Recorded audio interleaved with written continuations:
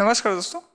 पिछले कुछ क्लासों से हम लोग मॉडर्न हिस्ट्री का एक टॉपिक डिस्कस कर रहे थे, जिसमें मतलब टॉपिक था हमारा first half of the 18th century, यानी कि 18वीं सदी के पूर्वार्ध के बारे में बात कर रहे थे, जिसमें कई सारे क्षेत्रीय राज्यों का उद्भव हो रहा था। बंगाल, अवध, मराठा, जाट, रुहेला, त्रावणकोर, मैसूर, ऐसे कई सारे नए नए राज्य जो है अपने आप को स्वतंत्र कर रहे थे।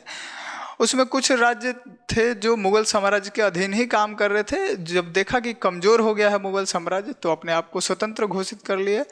कुछ राज्य ऐसे थे जो मुगल साम्राज्य से विद्रोह करके अपने आप को स्थापित किए, और कुछ राज्य थे जो मुगल साम्राज्य के परिधि में ही नहीं आते थे, लेकिन वो 18th सेंचुरी के इतिहास में उनको भी शामिल किया जाता है। तो ऐसे कुछ राज्यों के बारे में हमने चर्चा किया था। ठीक है,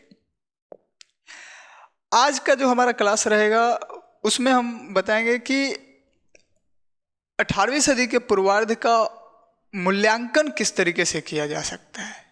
उसमें ब्रिटिश पक्षधर विद्वान क्या है, उनका विचार, या फिर परंपरागत जो दृष्टिकोण रहा है उसका क्या विचार है, वो किस तरीके से सोचते हैं, या फिर जो मॉडर्न विचार आ रहे हैं अभी आए हैं उनका क्या विचार है, क्या कहना है इन सिचुएशंस को लेकर के, परिस्थितियों को लेकर के 18th सेंचुरी के भारत में खास करके।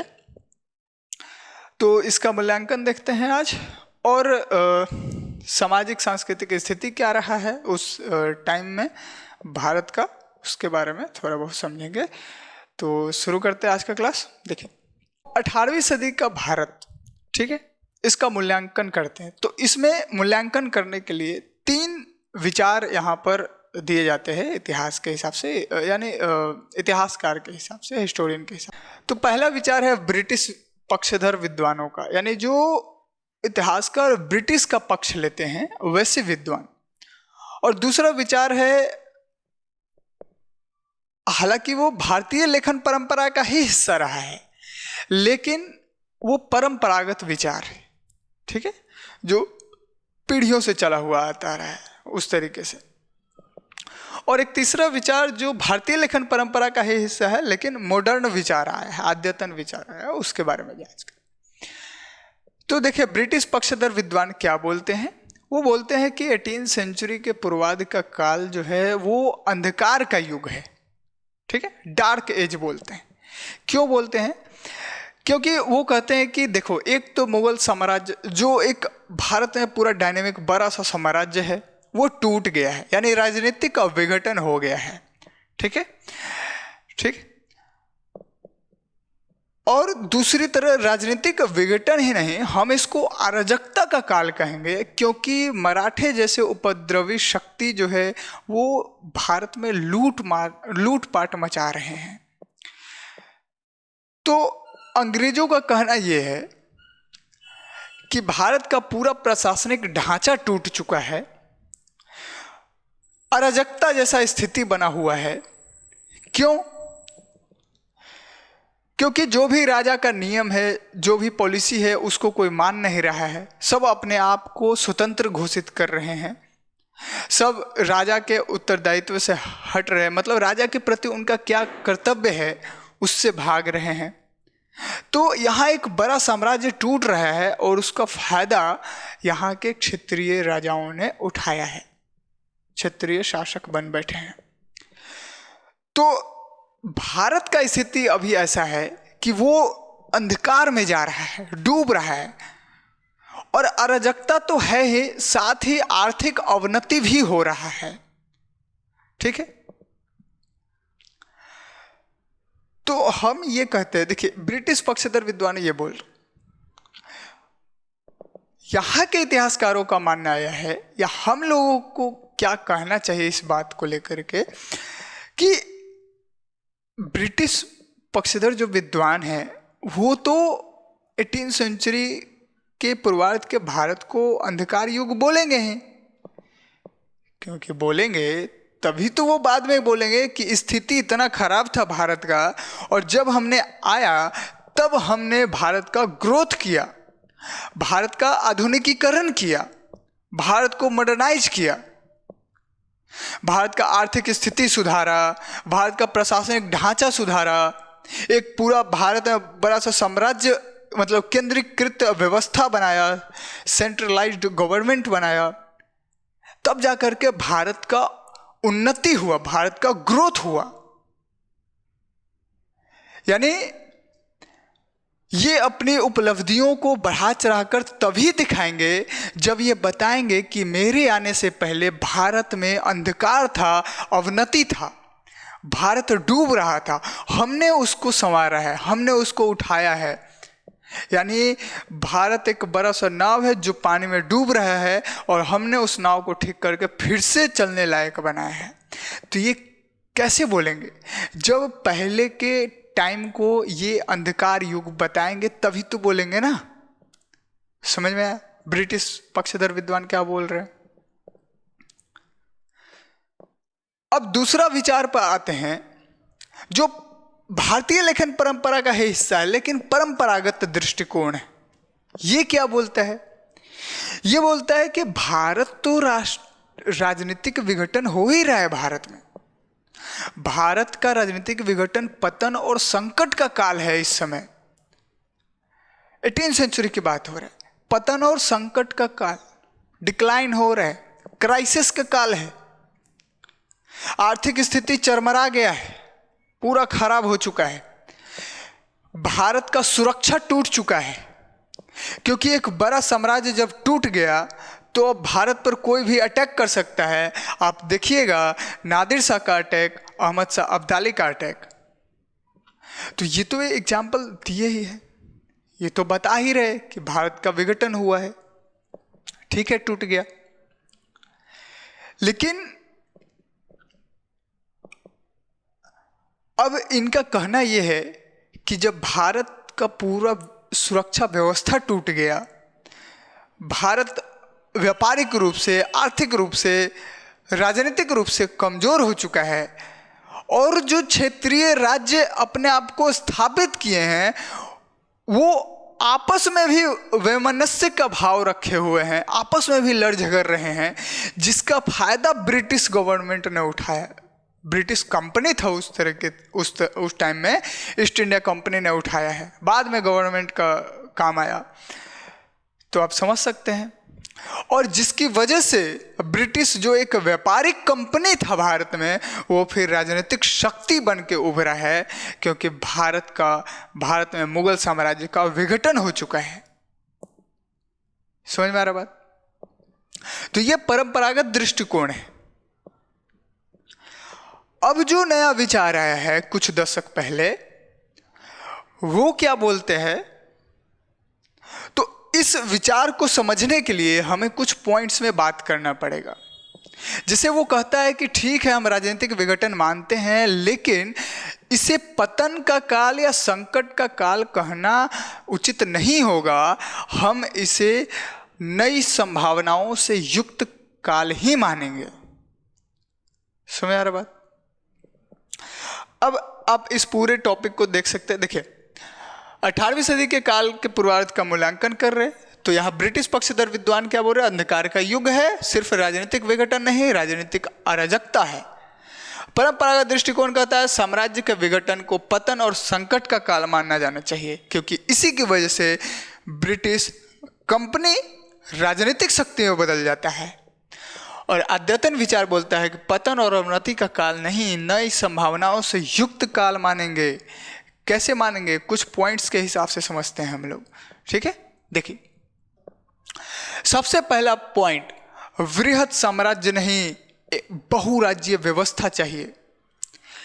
इसका कहने का मतलब क्या है? देखिए, ध्यान से समझिए। हम बोले ना, इसको कुछ पॉइंट में समझना होगा अद्यतन विचार को। तो इसका मतलब क्या है? ये क्या बोल रहे?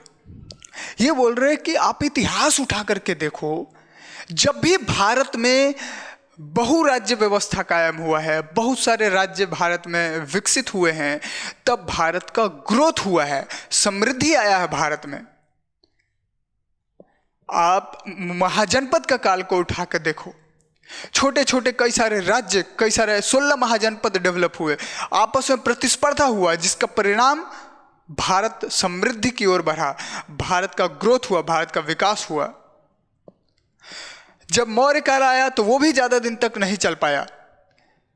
क्यों? बड़ा साम्राज्य, या फिर मौर्य काल के बाद हम आपको बताते हैं।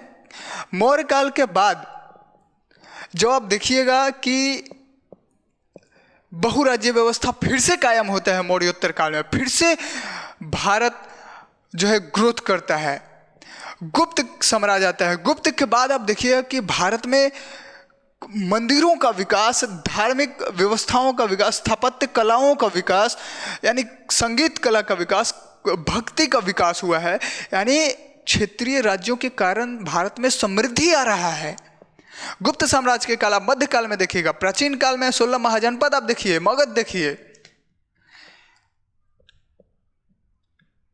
फिर आप देखिएगा जब मुगल साम्राज्य आता है फिर से एक साम्राज्य विकसित होता है। लेकिन जब मुगल साम्राज्य खत्म होता है फिर से बहुराज्य क्षेत्रीय राज्यों का उद्भव होता है, कई सारे राज्य डेवलप होते हैं और फिर से नई संभावनाएं जगती दिखती है, फिर से नई संभावनाएं आती है।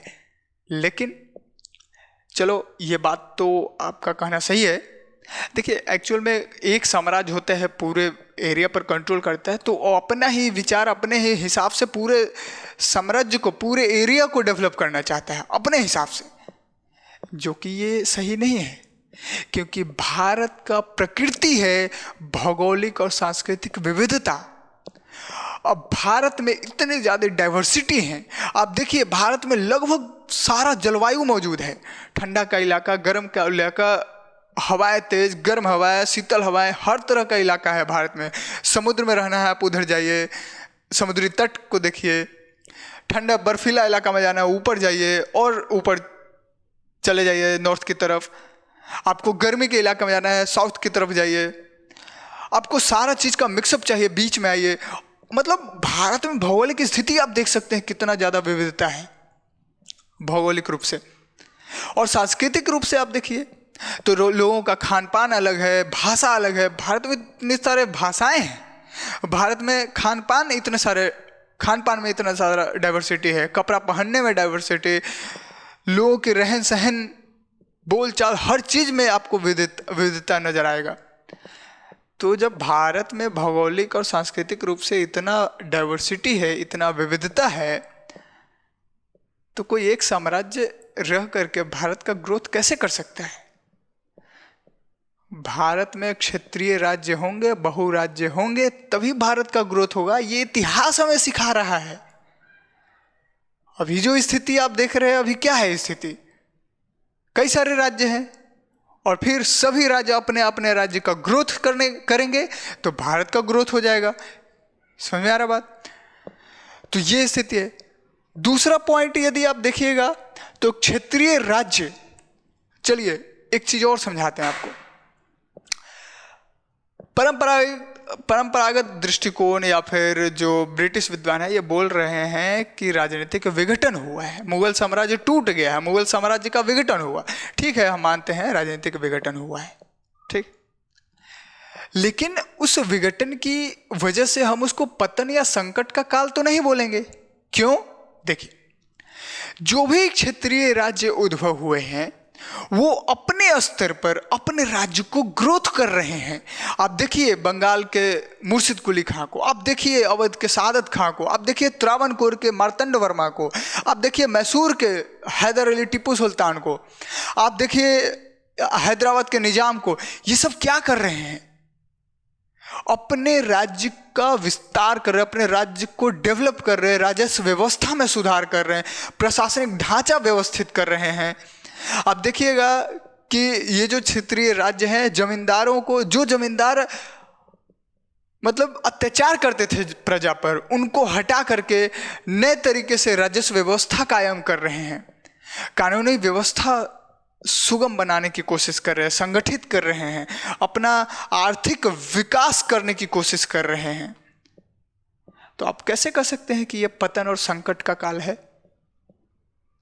दूसरा पॉइंट आर्थिक दृष्टि से बोल रहा है। तो आर्थिक दृष्टि में कैसे डेवलप हो रहा है? देखिए, ये काल कौन है? ये काल वैसा काल है जब भारत वहां विदेशों में, यानी कि यूरोप में खास करके मॉडर्नाइजेशन हो रहा है, ठीक है। वहाँ पर खास करके आप देखिएगा कि वहाँ व्यापार विकास कर रहा है और उस विकास का असर भारत में दिख रहा है, क्योंकि अपने यहाँ से सोना चांदी जैसे कीमती धातुएं भारत में ले आन करके दे रहे हैं और यहाँ से व्यापार हो रहा है। और जो क्षेत्रीय राज्य डेवलप हुए हैं वो अपने व्यापार को संरक्षण दे रहे हैं। तो आप देखिएगा कि नकदी फसलों का विकास हो रहा है भारत में।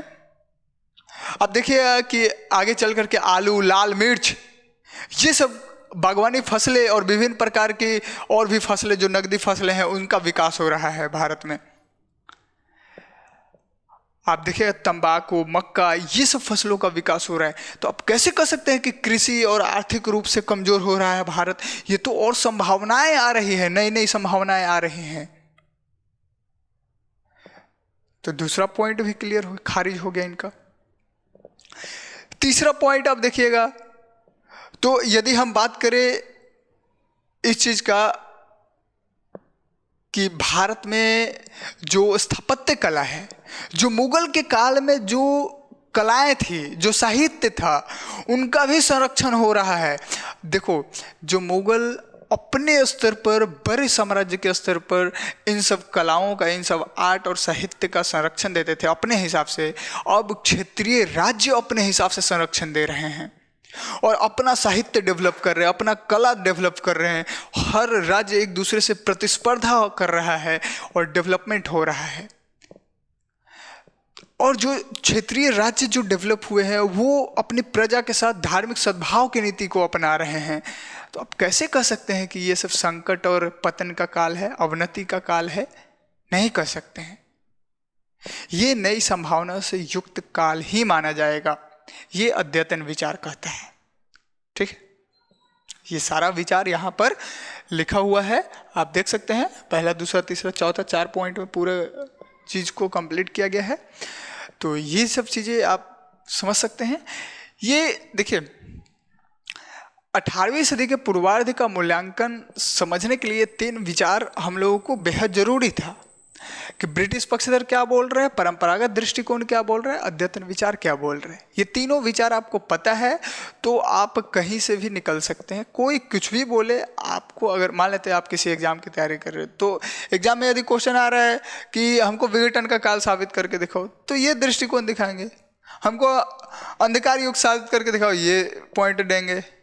हमको जो है ग्रोथ का काल दिखाओ, तो ये पॉइंट डालेंगे। समझ में आ रहा बात? तो पूरे विचार समझ में आ गए होंगे। यदि इसमें कोई प्रॉब्लम हो या फिर किसी तरीके का परेशानी हो या फिर कोई नया विचार आपके दिमाग में आ रहा हो तो आप जरूर बताएं।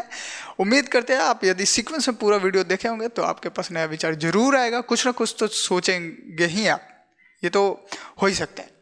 चलिए अब अगला टॉपिक हम लोग देखते हैं, थोड़ा सा 18वीं सदी में सामाजिक और सांस्कृतिक जीवन के बारे में थोड़ा समझते हैं। देखिए, उस समय भी जाति व्यवस्था, जाति प्रथा भरपूर रूप से कायम था, आज भी कायम है। और हम बताए हैं स्टार्टिंग में ही कि जाति व्यवस्था कैसे बना था, भारत में कैसे विकसित हुआ। बेसिक जानकारी था लेकिन जरूरी था, वो आप जरूर देखें। देखिए, जाति प्रथा उस समय भी था, 18वीं सेंचुरी में, आज भी है। उस समय भी अंतर जातीय विवाह को मान्यता नहीं था। अंतर जातीय विवाह कोई कर नहीं सकता, इसका मना ही था। करेगा तो समाज का बहिष्कार झेलो, फिर ये स्थिति है। तो और जो पेशा है या फिर जो लोगों का काम है वो भी जाति के आधार पर निर्धारित होता था। जैसे लोहार है तो लोहा का काम ही करेगा, बनिया है तो बनिया का काम करेगा, कुम्हार है तो कुम्हार का काम होगा। इस तरीके से मतलब जाति आधारित पेशा था बना हुआ। तो ये ज़्यादा मतलब ये जाति आधारित जाति प्रथा आप देखिएगा। पर्दा प्रथा आप देखिएगा तो पर्दा प्रथा में खास करके उच्च वर्ग के महिलाओं को जो है, खास करके उत्तर भारत में आप देखिएगा कि पर्दा प्रथा का प्रचलन ज़्यादा दिखता है, ठीक है। और वही उच्च वर्ग के महिलाओं, दक्षिण भारत में इसका प्रभाव बहुत कम था, ठीक है। फिर आगे देखिएगा सती प्रथा में, तो जाहिर सी बात है सती प्रथा आपको पता ही है, महिलाओं को भी उनके अपने पति के साथ जिंदा जला दिया जाता था। पति नहीं रहा, अब तुम कैसे रह सकती हो, तुम भी जलो। अजीब सा लॉजिक है, कोई लॉजिक है नहीं। लेकिन देखिए लॉजिक की बात करते हैं, पति मर गया तो पत्नी को जिंदा जला दो, ठीक है। लेकिन अगर पत्नी मर गया तो पति को जिंदा मत जलाओ, पति का दोबारा शादी करवा दो। क्या सामाजिक व्यवस्था है, कैसा समाज बनाया हुआ है, सोच सकते हैं। चलो अब तो बेहतर है, सती प्रथा का कहानी खत्म हुआ। बहुपत्नी प्रथा, उच्च वर्ग में ज़्यादातर आप देखिएगा बहुपत्नी प्रथा के बारे में, खास करके ये सब जो बड़े बड़े राज्य अपने आप को राजशाही बोलते थे वो सब करते थे, बहुत सारे पत्नियां रखने की कोशिश करते थे। दहेज प्रथा की बात करें, विशेष करके बंगाल और राजपूताना वाला इलाके में खास करके दहेज प्रथा जैसे कुप्रथा प्रचलन में था, बहुत ज़्यादा प्रचलन में था। बाल विवाह लगभग पूरे देश में था उस समय, ठीक है, बाल विवाह की बात भी कर लेते हैं। और उस समय का जो समाज था वो पितृसत्तात्मक था, यानी कि पिता ही प्रमुख होता था, ये भाव था, पूरे देश में लगभग था। और मातृ सत्तात्मक बोले तो एक केरल में था, ठीक है, केरल राज्य में माता प्रमुख, ठीक है। तो ये सांस्कृतिक और सामाजिक जीवन है उस समय का। थोड़ा सा रिवीजन के तौर पर जितने भी हमने अभी तक क्षेत्रीय राज्यों के बारे में बात किया है उसका थोड़ा सा हमने ये बता दिया है जो आगे बहुत काम देने वाला है, ठीक है। इसलिए संस्थापक का नाम थोड़ा सा देख दिए हैं। देखिए 3 तरीके के राज्य हमने बताया था, उत्तराधिकारी राज्य, और फिर विद्रोह के द्वारा स्थापित राज्य, और मुगल साम्राज्य के परिधि के बाहर के राज्य, ठीक। तो उत्तराधिकारी राज्य में बंगाल था जिसका संस्थापक मुर्शिद कुली खां, अवध का संस्थापक सादत खां जिसको बुरहान उल मुल्क का उपाधि दिया गया था, हैदराबाद निजाम उल मुल्क आसफ जहां। अब आते हैं विद्रोह के द्वारा स्थापित राज्य, तो मराठा जिनका स्थापना शिवाजी के द्वारा किया गया है, छत्रपति शिवाजी, छत्रपति बोलते हैं मराठों में राजा को बोला जाता था। और जाट राज्य चूड़ामण एवं बदन सिंह के द्वारा। सिख राज्य का कुछ सिख सरदार मिलकर के जो है वहाँ पर अमृतसर में मिल करके अपना बनाते हैं, और आगे चल करके महाराजा रंजीत सिंह सिखों का बेस्ट राजा मतलब सिद्ध होते हैं, इस तरीके से आप बोल सकते हैं। रुहेला राज्य या रुहेला राज्य का स्थापना अली मोहम्मद खान के द्वारा किया जाता है, ठीक है। और एक और था जिसमें आप देखिएगा कि बंगश नेताओं के द्वारा, ठीक है ना, तो वो हालांकि कोई खास उसका कोई मतलब नहीं है इसलिए छोड़ दिए हैं। मुगल साम्राज्य के परिधि के बाहर के राज्य के बारे में बात करें तो त्रावणकोर यानी केरल जो अभी है, तो मार्तंड वर्मा ने इनका विकास किया था इस राज्य का, और मैसूर राज्य का स्थापना हैदर अली के द्वारा किया गया था।